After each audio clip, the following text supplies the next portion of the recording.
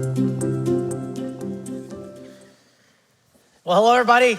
Glad to see you. And those of you who are online right now, wherever you are, glad you're here, as well as those here at our Legacy campus. Today, we start our Reimagine series, which is more than a series. It sets in motion about a decade of the next decade of this adventure that we believe God has called us to reimagine church, to reach a whole new world, to reach a whole new generation. And we'll be talking about that. And I believe that God has led all of us here, not by accident, because God doesn't really do accidents. I believe we're all here with a purpose and a part to play. And we're gonna be talking about that. And in the weeks to come, and so I'm gonna ask you to come to each week and come open. Just kind of surrender to God. And if you're a Christian, if you're not, you'll get a big dose of what makes us us and kind of figure that out. But if you know Jesus, then I invite you to just say, you know what, God, whatever you want me to do, I want to follow you and do whatever you called me to do within this bigger vision. And so part of this is about what we do collectively as a church, and part of it is how God wants us to engage individually everywhere God has placed us. And today is a little different in the series because I'm not really talking about Imagine and a big vision thing. We'll do that next week. And the church and the decade and all this kind of stuff.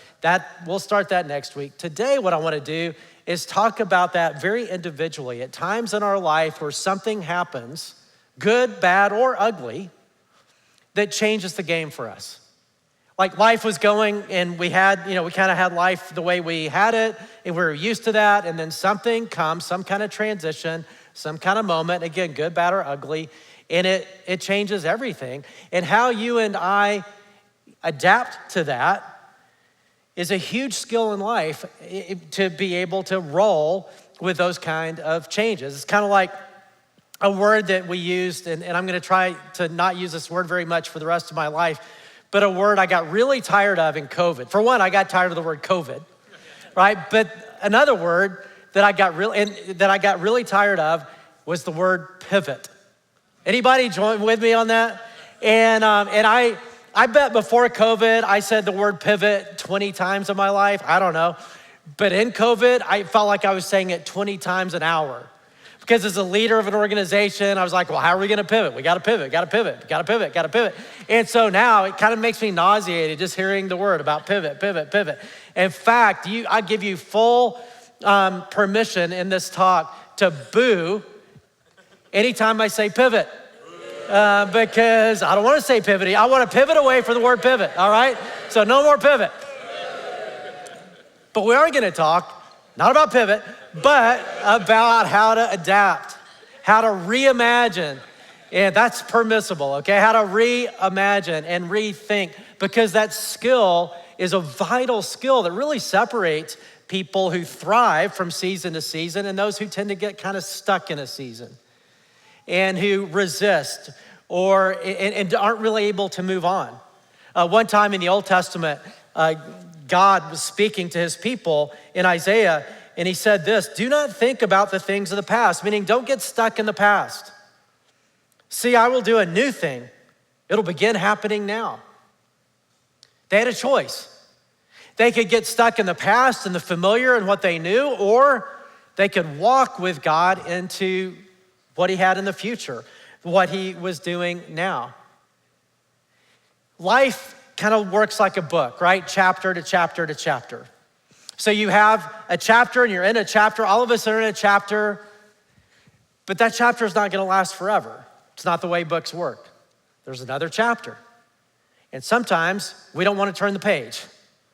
It's easy to kind of get stuck. Maybe we don't want to change, or we like it the way we like it. And the life as we envisioned it is, this new chapter is scary or difficult or challenging or whatever. And what does it mean to lean into the new that God wants for us? Whether that newness is a good thing, a difficult thing, a wonderful thing, all of it. How we transition is a big skill in life. And so we're gonna be talking about that. And times where we just have to reimagine our life, because life, the way we had imagined it, is over. Now there's a new chapter and we have to reimagine. And one thing that would be helpful is for you to begin to think about, because we're gonna give some chapter titles of a guy in the Bible that's gonna serve as a guide to us. But I want you to think about it, what would be the chapter title? You have to say it out loud, just in your self. What would the chapter title be of your life right now? Like if you were gonna give a chapter title to it. And what does faithfulness look like right now? Because this chapter is not gonna last forever. But what is it? Just start thinking about that. Because we're gonna be using two people as a guide to help us in times where we're reimagining life. One of those is an Old Testament person, a very godly, faithful person in the Old Testament named Joseph, who experienced a lot of change, a lot of curveballs, a lot of unexpected transition. And each time, it's just pretty amazing how he handles it. And the second person we're gonna use as a guide is a Chase Oker. He's an online Chase Oker and part of my family too, so that's kind of cool. And if you know him, and I know most people don't, but if you know him, then you've heard him say this. He's sort of famous within the people who know him for saying this expression, which is, whoa, baby, here we go. We'll say that a lot. Whoa, baby, here we go. So let's all say it. Whoa, baby, here we go. One more time. Whoa, baby, here we go. Now we're gonna use that all the way through Joseph's story because there's a lot in there. Whoa, baby is kind of taking stock. It's like, well, all right, it is what it is. I'm not gonna deny it. I'm not gonna stamp my feet and say no. I mean, whoa, baby means, okay, here we go.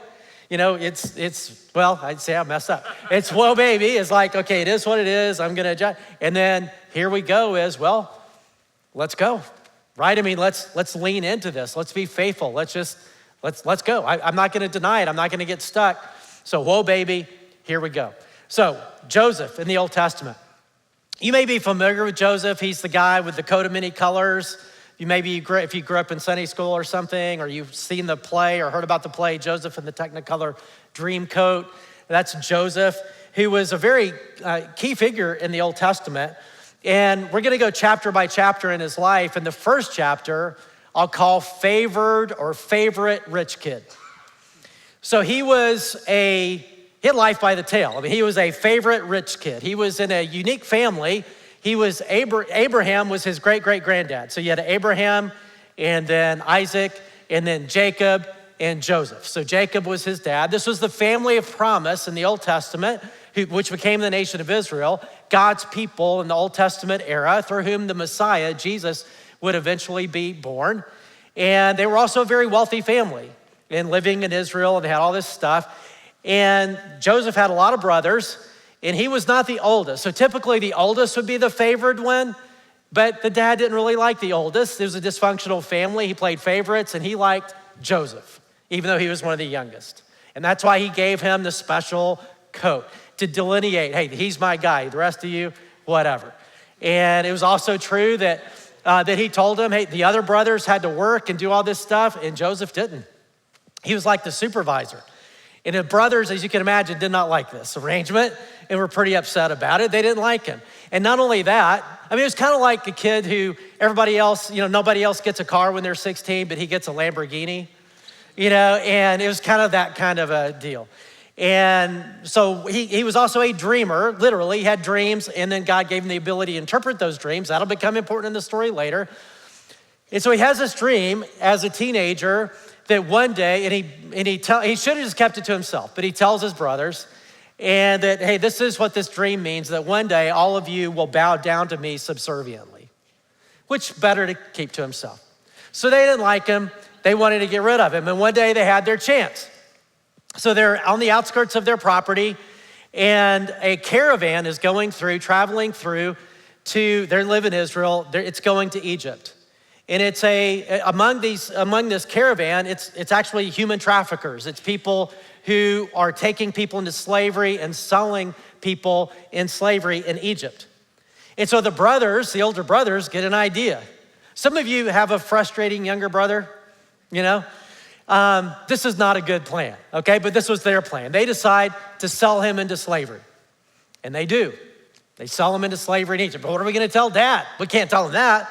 So they make up a story. They bring the coat. They put animal blood on it. They say that a wild animal killed him, and I was so sad he died. They go through a whole funeral. Can you imagine? So now for Joseph, he's in Egypt as a slave.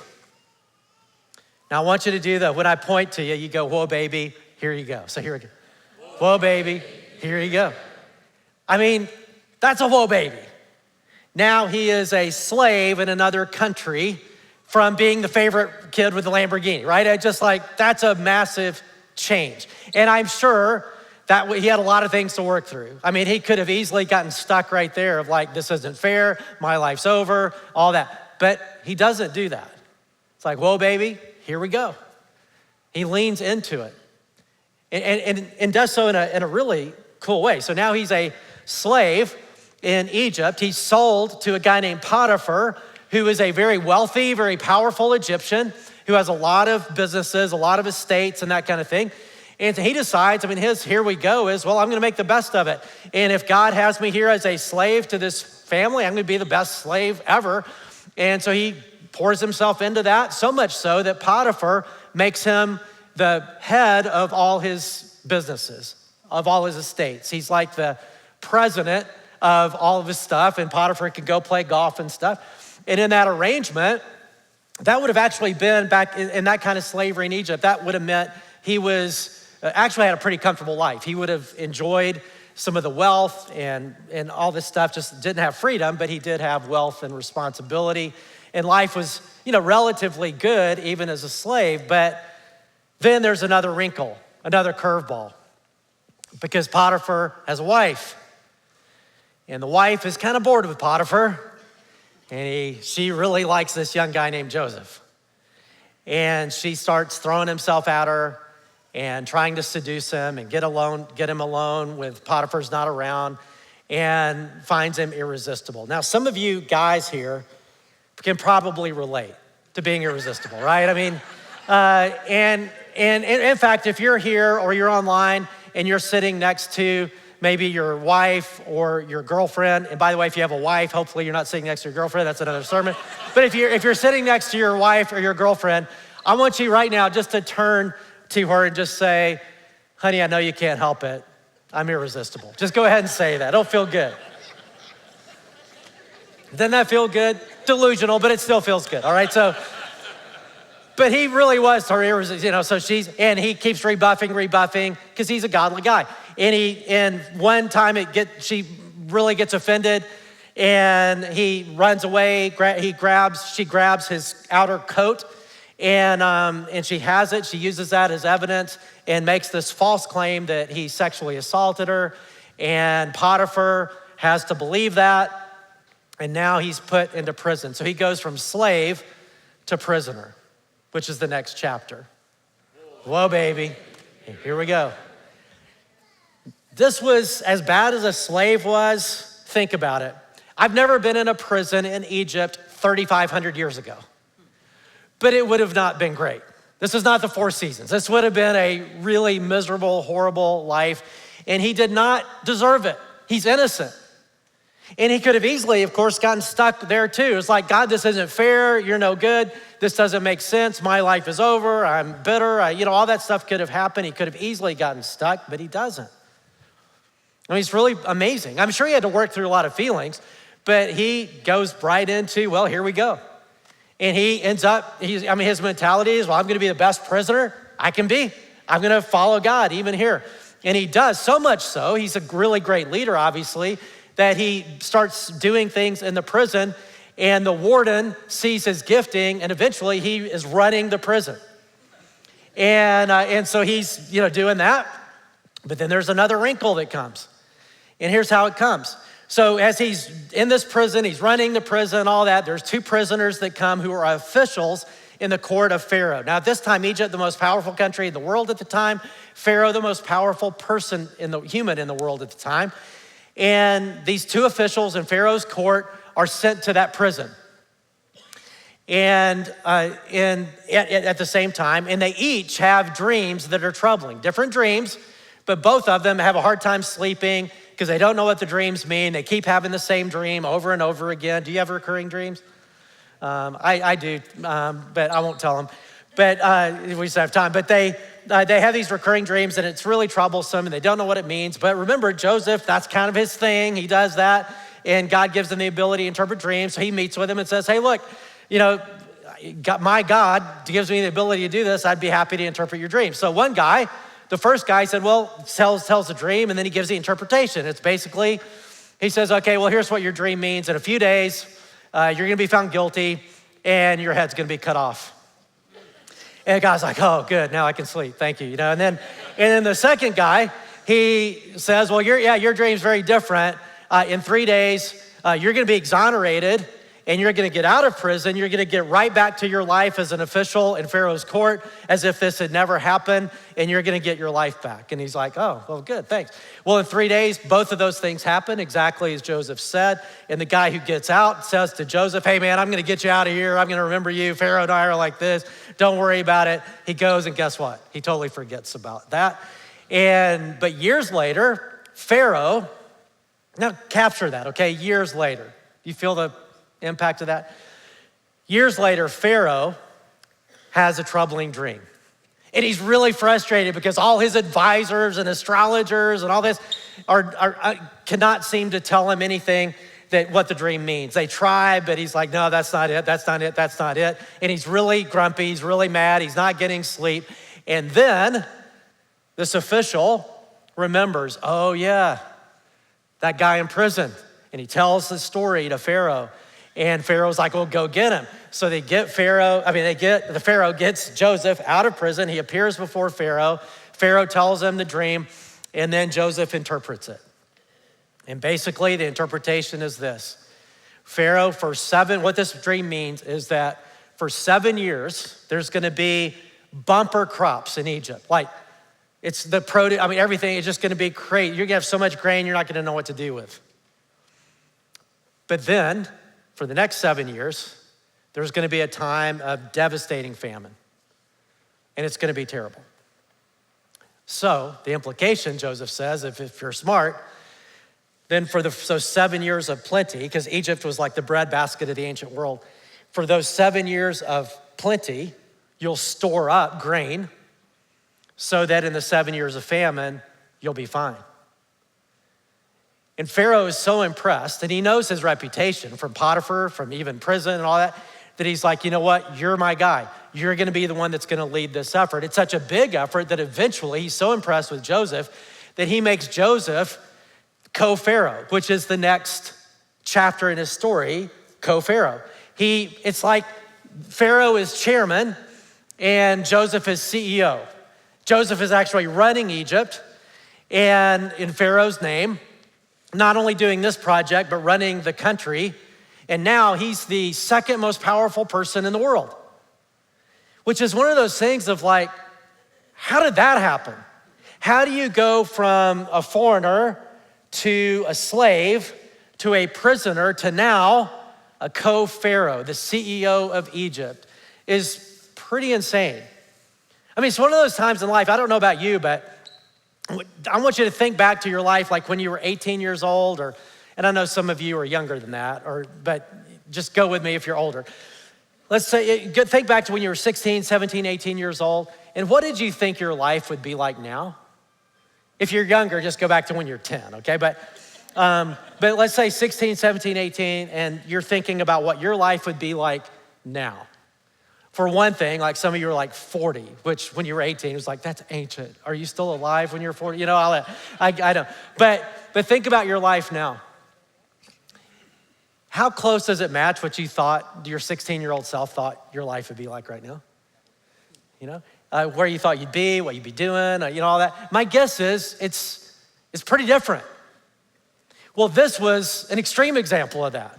He would have never thought he was co-Pharaoh of Egypt when he was 16 years old. Like, there was no way he could put that together. And God is the author and finisher of our faith. He's the one who writes our story. And it's just one of those times you realize, whoa, I could have never gotten where I've gotten. But the story's not over.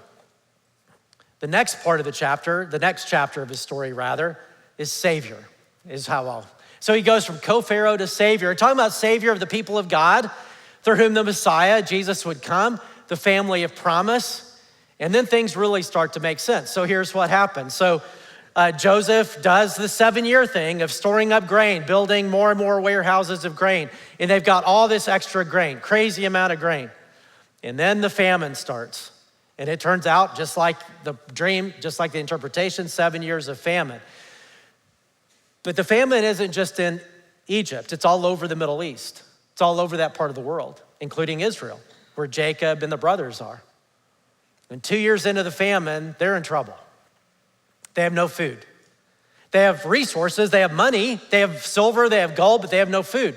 And so Jacob, the dad, who thinks Joseph is dead, of course, tells the brothers, go to Egypt and appeal before Pharaoh. He's pretty grumpy, he's probably not gonna do anything, but take some silver, take some gold. We're gonna try to buy some grain. We're desperate, that's all we know to do. Because normally Pharaoh would have laughed that off. But Jacob sends his sons, sends the older sons, and they go to Egypt, not knowing that Joseph was the one they would appear before because he's like Pharaoh. And so they go and appear before, not Pharaoh, because he's out playing golf or doing whatever. Joseph is there, and they appear before him, and they have no idea that it's Joseph. They can't recognize him. Now think, this is decades later. They assume, the dad assumes Joseph is dead, right? The brothers probably think he's dead too, because the lifespan of a slave in ancient Egypt was not very big. They probably thought if he's not dead already, that he's some grunt slave building a pyramid somewhere, building some kind of building, living a miserable life. They had no idea that he was the CEO of Egypt. Not only that, he had a different name. He wasn't named Joseph anymore. He had an Egyptian name that Pharaoh gave him. He had an Egyptian look. He had all the clothes that Pharaoh would have because Pharaoh gave him all his royal stuff. So he had all that on. He talked like an Egyptian. He went around like this, walking like an Egyptian everywhere. So, Joseph never did that. And so they don't know it's Joseph, but Joseph knows it's them. And he plays with them. You can read it in Genesis, in the 30s of Genesis, the chapters 30s. It's kind of fun because he does play around with them. But then he reveals himself. In Genesis 45:4, he says, come close to me, to the brothers. And when they had done so, he said, I'm your brother Joseph, the one you sold into Egypt. Now at this point, it's a whoa baby for them. You're right, yeah. There's little puddles on the floor, because Joseph could have them killed in a second. He said, I'm your brother Joseph, the one you sold into Egypt. And now do not be distressed and do not be angry with yourselves for selling me here, because it was to save lives that who sent him? God sent me. You thought you did it. No. Now he's putting it together. God sent me ahead of you. For 2 years now, there's been famine in the land, and for the next 5 years, there will be no plowing and reaping. But God sent me ahead of you to prepare for you a remnant on earth and to save your lives by a great deliverance. It's like, oh, God sent me here for this very moment to save the family of promise. Later, he says, to the brothers, you intended to harm me, but God intended it for good to accomplish what is now being done, the saving of many lives. So then, don't be afraid. I'll provide for you and your children. And he reassured them and spoke kindly to them. It's one of those moments of clarity. And I believe eventually that even with the most confusing chapters of our life, that one day, for most of us, it'll probably be heaven, that things will become clear of like, oh, that makes sense, God, that you were using that, you were redeeming that, you were weaving my story, you were writing my story, you're the author and finisher of my faith. But for a lot of us when we're here, I'm not sure we're gonna get that kind of clarity. Sometimes we do for parts of our story, but my guess is you've got a confusing chapter or two as you look back at your life and you're like, why did that happen? Why did I have to go through that? Why that twist? Why that turn? Sometimes even good things like, I didn't deserve that. Like, how did that happen? Or difficult things. I didn't deserve that either. Like, how did that happen? And it just doesn't, make sense. But one day I think it will. One time I was talking to a mentor in my life when I was in high school and college. Her name, and I've talked about her over the years, her name Miss Helen, one of the just godliest people I've ever been around. And she's the one that really taught me how to have a relationship with God. And I was talking with her. She was in her late 80s, and And she had suffered a lot of things. She had a really difficult life. And I said, Miss Helen, as you look back over your life, what would you change? And she said, nothing. I'd be like, well, wait a minute. All the things that you suffered, even your sins, like mistakes you made, you wouldn't change anything. And she said, no, Jeff, I wouldn't change a thing. God is the one who's been in control of my life the whole time. And without my sin, I wouldn't know his grace.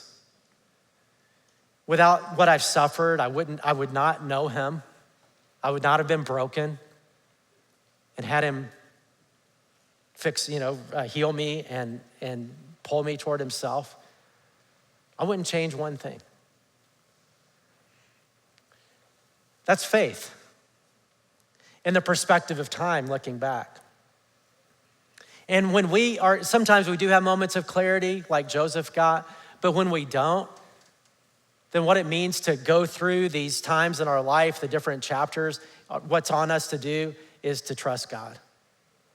And to say, God, I don't understand everything, but I'm gonna trust you. It's like, and some of you are in a chapter right now, or maybe you feel yourself entering into a new chapter because that's life. I mean, life is full of starts and stops and wins and losses and happy times and difficult times and deepening relationships and losing relationships. And there are times, especially when you go into a difficult one, that it's just hard to know what to do. And I want to take that a little bit deeper. So what does it mean to reimagine our life in times like that? And again, we're gonna go, whoa, baby, here we go. But I want to take that a little bit deeper because the whoa, baby can just sound like boom. But what I mean by whoa, baby, and I'm gonna take it maybe even a little deeper than my family member, but it's just, maybe he does mean this, but that especially when we go through from one chapter to another, there's always things that we lose and things that we gain.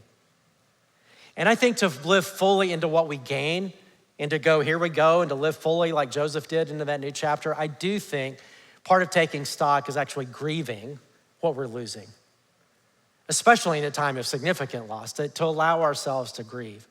Some of us in this room or at home, some of us are over grievers and can get stuck and just get in a loop and need help to grieve. And there is help. There's grief recovery groups, there's books, there's pastors, counseling that can help. Some of us are under grievers. I'm an under griever. I tend to just be like, real quick, whoa, baby, let's go. And not think about, I don't like negative stuff. And so I can just live in denial of it, which is not helpful because I just carry that with me, okay? So I've learned that. You can't really be excited about the new. You can't really live until the new until you grieve what you've lost. And I've had to learn that the hard way in my life. Like at one time I learned that, this was like 30 years ago. It was the first time I was a young manager of a team of people, and I had to let somebody go. I had to, and it was a performance thing, but it wasn't they weren't doing their job well, but it wasn't because they were a bad person. And it wasn't because of work ethic, good character, good person, just a bad fit. Like this was not where he should be. This was just bad fit. So it's bad for him, bad for us, bad for, the ministry. And so and then I got this vision of, wow, it'd be so amazing if we could get him, and there's not a role here at our church, but if we get him to another church, then I'd help him in a role that would be perfect for him. Like he would thrive and be great. So I got all excited about it. So I meet with it and I'm like, hey, look, you're in a bad, you can't be in this role anymore because it's a really bad fit. But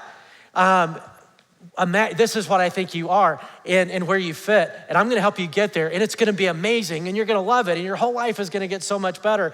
And he's like, are you saying I don't have a job anymore? I'm like, well, okay, yeah, you're totally fired, but don't focus on that, that's negative. Like, let's just focus on the future, and it's gonna be great. I'm gonna help you and it's gonna be awesome. And I was all excited about it, but it fell apart because you kind of gotta grieve. Wait a minute, I'm losing my job. And yeah, okay, maybe there is a new chapter that God has for me, but let's take some time to grieve before we can get excited about the future. So there is a time to grieve and a time to process that. But then a time to say, well, good, bad, or ugly, let's step toward this. And to take it a little deeper still, there's a few, stepping toward what does that look like? And I want you to think about, are you in one of these times, or do you think you're about to be in one of these times? Sometimes it's about stepping in or stepping up, stepping back or stepping out. So let's talk about stepping in. And by in it, I mean stepping in it. I mean, it happens, okay? Things happen that are not great. And I'm talking about times of suffering, times of loss, times of difficulty. You lose a job, you lose a loved one, a dream falls apart, a business falls apart. There's some kind of downturn, your health, you don't have it. You thought you'd be healthy and now you're not. And now you think, well, okay, what am I gonna do? And now you're in a very difficult journey. And what does it mean to step into that well? Because it's not easy to do. And to say, okay, God, I'm in this season will feel like it'll last forever. It won't. It'll feel like it, but it won't. And you'll look back and realize, oh, that was actually one of the best seasons because that's where I knew God, if you journey through it well. Right, so what does that look like? Well, as another guide, when I think about that, I think about my dad. So my dad had ALS, Lou Gehrig's disease. That's how he passed away, which is a terrible disease. If you're not familiar with it, ALS, Lou Gehrig's disease, you lose the ability, your mind loses the ability to control your muscles and your muscles atrophy and you get to where you can't move, can't talk, and then can't breathe and you die. And you lose your body. It's a terrible thing. And I watched my dad, go through that. And if you saw him at the end of his life in the wheelchair, breathing machine, couldn't move his lower body, could move his upper body, but it was really difficult. Couldn't talk anymore. It was difficult to watch. However, I'll never forget how my dad went through it. It was like, well, here we go. I'm gonna make the best of it. Like one time when all this was happening, he was talking to me and he couldn't talk. So he's awkwardly, it took him forever, pounding on this tablet that he could put words out and make a sentence. And he said, and now he had a degenerative disease, right? It gets worse every day. But what he said, instead of focusing on getting worse every day, what he said was, Jeff, today is the best day of the rest of my life. Because it's a degenerative disease, right? That's right. Today's the best day of the rest of my life, and I don't want to miss it. Which is the way he went through that time. He redefined that time as a time to make sure my mom was taken care of. He had a small company that people in the company were taken care of. He did everything he could to make sure I was taken care of and my brother and our family, and that was his focus. And he did it with intention. And he went to work every day until the day that he died. And if you looked at him, you would say there's no way that guy would ever go to work in his wheelchair in such a compromised state. But he did because that was the season for him. That's what faithfulness looked like for him. But I'll always remember that comment. Today's the best day of the rest of my life, and I don't want to miss it. My mom, I've been proud of too. I mean, she lost her husband. She wanted to be with, now she's here, and we love that she's here, but she wants to be with her husband at their house and have their life that they envision in retirement. They never got to retire. And there's something to grieve in that, but I've been proud of her for saying, okay, this is a new chapter, and I'm not gonna get stuck in grief. I'm not gonna get stuck saying, my life's over, it's not the way I wanted it. Instead, it's like, well, let's reimagine. Let's just say, let's move forward, here we go. Let's be faithful in this new chapter, because my life's not over, it's just a different chapter. And some of you are right there. That's stepping in. Let's talk about stepping up. Stepping up is when there's it could be a promotion at work. It could be a new status, like you get married or you have a kid. And then you gotta step up. Like your life is not the same anymore. This is a brand new chapter. Like if you're a new parent, and it's a new chapter, right? Because like sleep, that was the old you. Now that's gone, right? No more sleep. And even when they're teenagers, you're not gonna sleep. I hate to tell you that for whole different reasons. And it's not about you and video games anymore, right? You've got a kid, right? And if you want them to follow God, guess what? You got to step up because that's more caught than taught. And if you want to, we're going to talk about this in 2 weeks. We're going to talk about what it means to have a legacy and what it means to pass on the faith to the next generation, however we relate to the next generation. But it really starts with you stepping up and saying, I'm going to follow God. And then that's more caught than taught. Maybe you've got a new job at work and now you're a manager, you're a leader, or you have more leadership and you're not just one of the girls anymore. You're not just one of the guys anymore. You gotta step up and you gotta lead. People are looking to you for that. Again, there are just times where you've got to step up. I spoke at a conference a couple weeks ago, and I had to go through this. I just wanted to run away. I didn't want to step up because I was sharing the platform with people who have greater influence than me, and it scared me. I mean, it made me insecure. It's like, who cares about me? One guy was this guy, Michael Jr., who's a comedian, and he's really funny.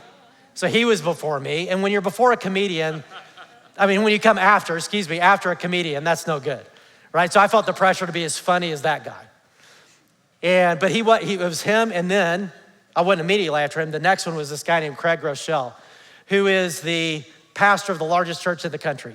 They have 55 campuses around the country, and look at those muscles. So I had to get up there, right, and act like I have muscles, or whatever, and it wasn't impressing anybody, right? Honestly, I just wanted to hide. But God whispered to me before I got up there, I'm not asking you to be as funny as Michael Jr. or as muscly as Craig Rochelle. I'm just asking you to be you, and you've got something to say. And I did, but it was just one of those times you got to step up. And God met me there. He empowers when we step up. Other times it's about stepping back. There are times to empower other people. It's time to step back. And part of me is in that phase right now where I'm trying to empower other leaders as a leader, and therefore I'm trying to make as few decisions as I can. That's my goal every day. So that other people are making decisions in our organization. And so when people want me to make decisions, because that's easy, right? Well, what does Jeff want? Let's just do that. Instead, I try not to. And I'll say, well, okay, and increasingly what I'll say is, what do you need from me for you to make a really good decision? And then I'll back whatever decision you make, because I think you're the best person to make this decision. I've been doing this a long time. It'd be easy just to go, bada bing, bada boom, here we go. I know what that's my gut. Let's say, I don't want to do that because I want to empower other leaders. Sometimes you're in that phase. Or it's about stepping out. And by stepping out, I'm talking about a step of faith, where you know that God is calling you to do something, to give something, to be generous in a way, or to serve. Unless, God's put on your heart to do junior high ministry and you're scared of junior hires and you're smart because you should be, or whatever it is that God's put on your heart, right? And God is or maybe in your workplace or in your relationships, or God is calling you out, but it's easier to stay comfortable. It would mean leaving a comfort zone and maybe even just getting in a group. You're an introvert and you need to do life with other people, but getting in a group what if they don't like me, or what if it doesn't go well, or that's awkward. And it's just easier to stay where we are rather than to step out. And whether or not we're effective in large part, are we going to be willing to step out? As a church, this Reimagine step is really a stepping out. It's new ground for us. It'd honestly be way easier just to say, you know what? We're just gonna keep doing church the way we know how to do it because we've been doing this a long time and we're not half bad at it. And for a few years, you wouldn't even know the difference. Still be pretty effective. But as culture is changing, that's not our philosophy of ministry. Our philosophy of ministry from the very beginning of our church has been, we don't get stuck in our ways and we adapt to a changing world. We pivot. There you go. No, we don't pivot. We reimagine, right? And so we're in a reimagine time to say, no, let's rethink how we do church because the culture has changed radically. And we'll talk about what that means next week. But there's something in that for all of us. And so like I said, I'm gonna ask you, especially if you're a regular part of our church, if you're new, this is perfect because you're gonna understand kind of what's going on around here. But if you're a regular part of our church, to say, man, we need everybody. The church is just you and me. It's not, when I say the church, I'm not talking about some organization. It's just you and me. And to say, okay, well, God has led us here, so what does it look like? So I'm gonna ask you to come each week of this series, ready to listen with that in mind. And because part of this is gonna be, there's a role for all of us to play, both corporately and individually, where God has placed us and together. And to say, okay, God, I'm open to whatever you want. There is a financial component to this too, and that's gonna make some of you grumpy. Because we are raising money to do this stuff, and it's gonna take all of us who are willing to do it. It's a $20 million project. And so for some people, all church wants is money. And if that's where you're at, just scratch that off. We don't need grumpy money. God wants cheerful money. So if you're not at a place in your relationship with God where that's a happy thing for you, or just with this church, like, yeah, you don't trust us, like you're new and you're like, I don't know if I'm ready for that. I get it. It's okay. No, I don't want anybody giving out of compulsion or coercion or manipulation. I'm totally not interested in that. So just say, I maybe back off that, but I'm here for the rest of it. That's fine. For others of us, we're happy to do our part and to say, okay, I'm thinking, and to start praying about that now. And also the prayer thing. Your campus pastor just talked about it. When you leave, the prayer box is 25 days of prayer. I'm gonna beg you to do that. Because prayer is the most powerful thing we can do. It moves the hand of God. And if you and I as a church, we have thousands of people praying the same thing on the same day, your life, this church, this community is gonna be different at the end of 25 days. Because God responds to prayer and he responds to faith. And I think in this journey that we're in, a big part of it is a prayer journey, not just a strategy journey. As we look to God for wisdom and as we look to God for his enablement. We're in a time of stepping out. So coming back to each of us as individuals right now, as we think about Reimagine, I don't know where you're at. I wonder how you would, as we've thought about it a little bit more, how you would think about the chapter, how you would title the chapter that you're in right now. Some of you may be in a really happy chapter, which is awesome, and enjoy it. Because there's another chapter coming that'll be a challenge, and it could be a good, bad, or ugly one, right? You don't know. It could be stepping up, out, all the stuff we talked about. Some of you are in a really difficult chapter, and it feels like it's gonna last forever. It won't. And I want you to know you're not on your own. God is with you. Even in the valley of the shadow of death, David said, Psalm 23, he's with us. And I don't want you to be alone either. We as a church, we're here for each other. And I encourage you to reach out and don't try to go it alone, and get in a group and reach out to a pastor. Don't try to do it alone, but you're in a difficult time. And what does it look like? Kind of the whoa baby, and here we go. God, I wanna be faithful. Like Isaiah said, do not think about the things of the past. See, I will do a new thing. And it's already started. We may not see it, but it's already started. God's at work. Let's bow our heads together in prayer. God, I do pray for our church as a whole, that you would help us in this time of so much change, a time to reimagine, not just get stuck in our old ways of doing things, but to be willing to do things differently, to reach a whole new generation. And God, I pray for us as individuals. God, I pray for those who are in a season of stepping up, that you would enable them and empower them. I pray for those who are stepping out in faith, that you give them courage to take that step. For those who are stepping back, to realize the power of that. And for those who are in a difficult time right now, God, I especially pray for them. God, would they feel your presence? Would they feel your strength? God, would they know that they are not on their own, that you are with them and for them. And that one day this confusing chapter will make sense. Right now it may not. And just help them trust you. We thank you in all these different ways and times to reimagine, God. Help us do it well. In Jesus' name, amen. Invite us to stand. We're gonna sing the song they wrote for Reimagine, because God will always help make a way through whatever we're going through. Let's sing together.